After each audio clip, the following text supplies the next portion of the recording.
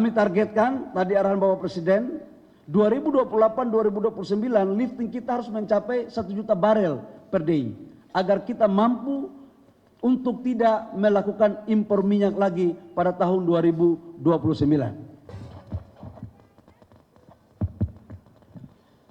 Bismillahirrahmanirrahim. Assalamualaikum warahmatullahi wabarakatuh. Shalom, Om Swastiastu, Namo Buddhaya, salam kebajikan. Yang saya hormati Ketua Dewan, itu adalah bagaimana kita mendorong pembangunan kesejahteraan dengan menciptakan lapangan pekerjaan, dengan meningkatkan pertumbuhan ekonomi, dan bagaimana menurunkan kemiskinan. Golkar dalam konteks doktrin karya kekaryaan sudah barang tentu harus mengambil bagian secara aktif. Dalam perspektif ini banyak, saya mohon maaf tadi saya juga belum sebut menteri-menteri yang ada pada malam hari ini, banyak sekali yang saya hormati, dan ini adalah banyak dari kader MKGR, dan saya yakin menteri yang hadir dari Golkar pasti kader MKGR, karena tidak ada kader Soksi yang jadi menteri, kira-kira begitu.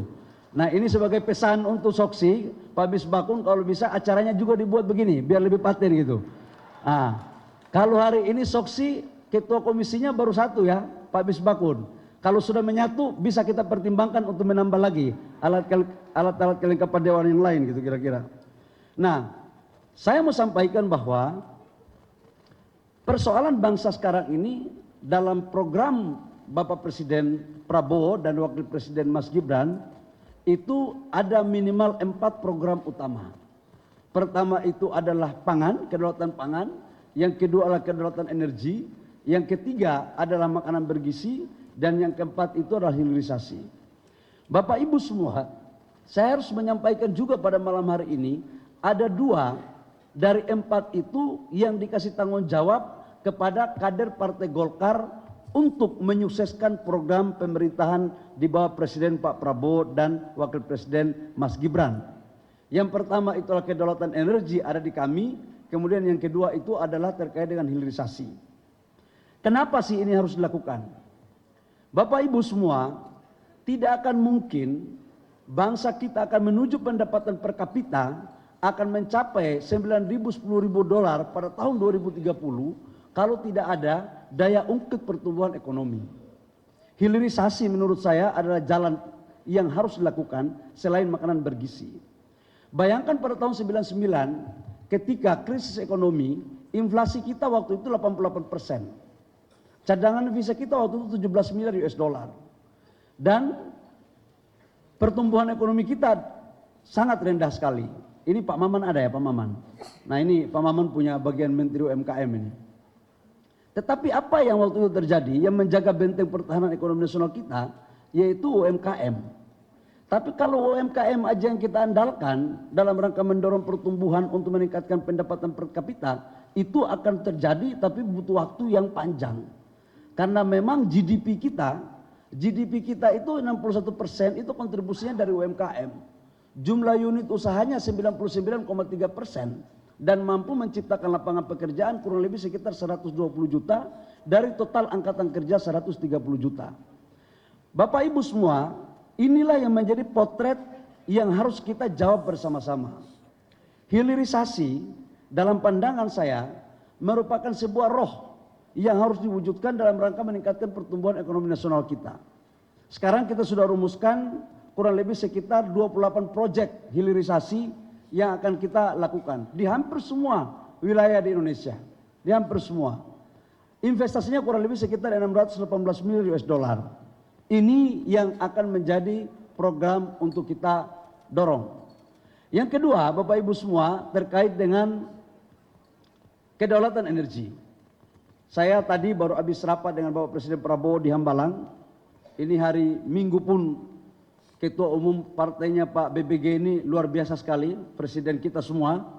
Hari Minggu kita diajak rapat untuk bicara tentang lifting. Nah, ini memang lifting kita sekarang itu menurun.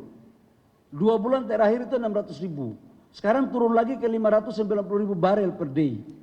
Konsumsi kita sekarang kurang lebih sekitar 1.600.000 barel per day. Jadi kita impor itu kurang lebih sekitar 1 juta barel per day.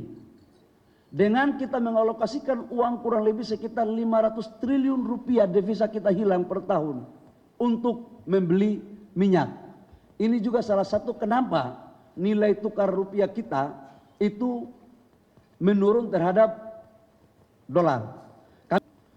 Saya pikir beberapa hal ini yang perlu saya sampaikan karena tadi Pak Adis sudah banyak menyampaikan tentang banyak program MKGR dan saya harap organisasi-organisasi sayap yang lain baik yang didirikan maupun mendirikan melakukan konsolidasi karena Golkar di tahun 2025 adalah tahun konsolidasi.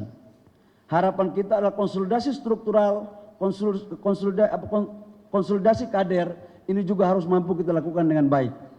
Demikian Bapak Ibu semua, sebelum saya mengakhiri ada salam hormat dari Pak Wapres. Tadinya Pak Wapres berkenan hadir, tapi ada satu dan lain hal beliau tidak sempat untuk hadir bersama-sama kita.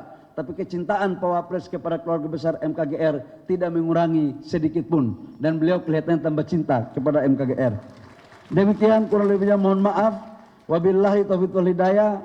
Wassalamualaikum warahmatullahi wabarakatuh. Shalom.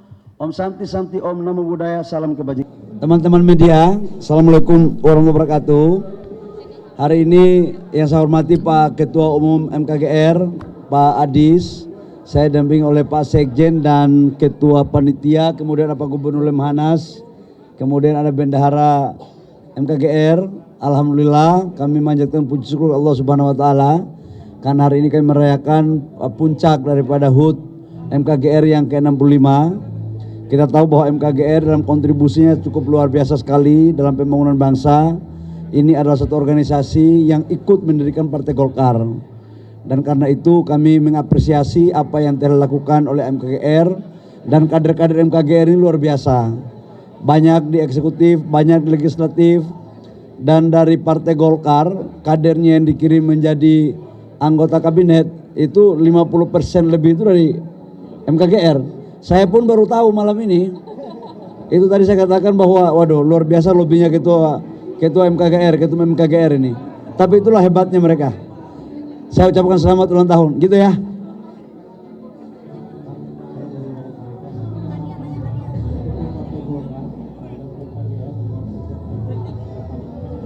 Apa itu? Harapan. Oh ya. Harapan.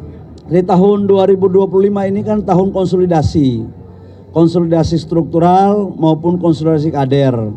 Sudah barang tentu di tahun 2025 ini termasuk organisasi-organisasi astakarya, baik yang mendirikan dan didirikan. MKGR salah satu organisasi yang ikut mendirikan Partai Golkar yang menurut saya konsolidasinya rapi. Baik konsolidasi struktural, tadi kita lihat 34 provinsi semua ada, dan kita lihat kader-kadernya juga kualitasnya luar biasa sekali. Nah harapan saya adalah apa yang dilakukan oleh MKGR ini juga bisa diikuti oleh organisasi-organisasi astakarya yang ada di Partai Golkar juga melakukan hal yang sama. Karena ini bagian daripada konsolidasi secara menyeluruh. Gitu ya. Baik.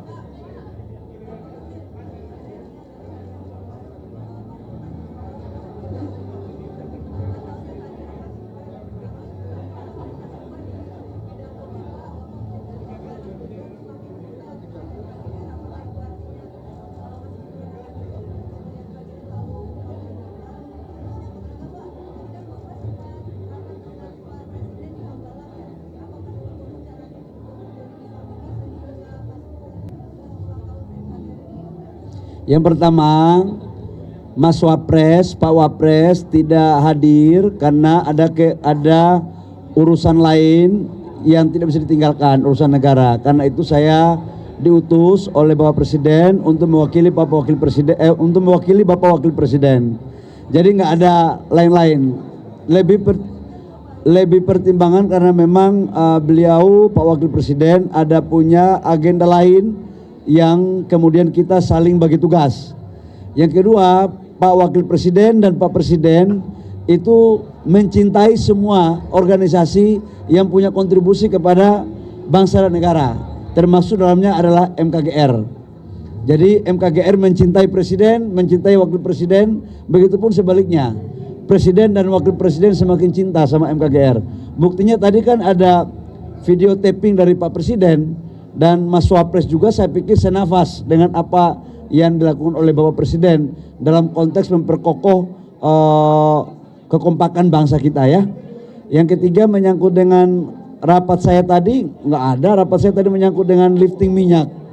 Kami lagi betul-betul tidak mengenal hari libur. Bapak Presiden sendiri yang memimpin untuk bagaimana kita membuat langkah-langkah komprehensif terukur dalam rangka meningkatkan lifting minyak.